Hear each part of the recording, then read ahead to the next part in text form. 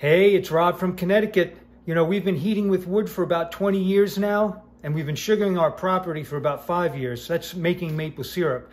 Today, we're going to show you how we make our fire starters with just a few things you probably already have at home. So stick around.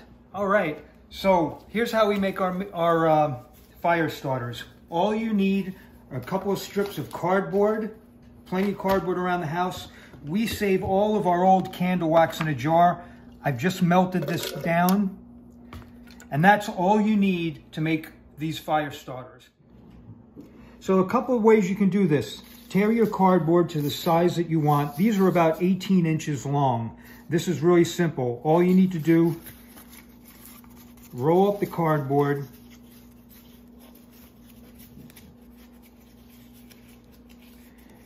so it's just about like that. And the easiest way is to take a staple gun. Be careful of where you're stapling. Staple about 1 inch into it.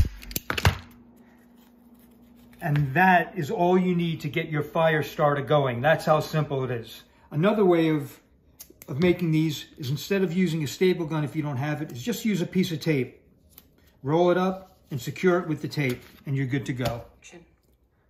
So the last step in this process, we're going to take our wax, which we just melted on the double boiler.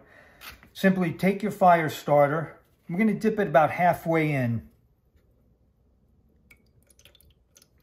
Just like that. Set it down and let it cool off.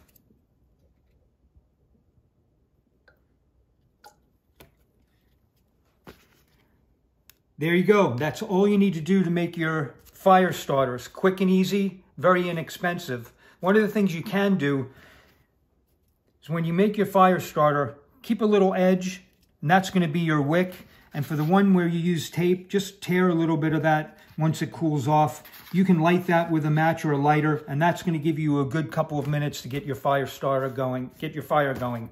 I hope you enjoyed this. Remember to hit the like and subscribe button. If you know anyone that likes to burn with wood, share the video. We'll see you on the next one. Thanks. Hey guys, by the way, if you want to see how these fire starters work, click on the link in the description below. You can get a look at these before you make them.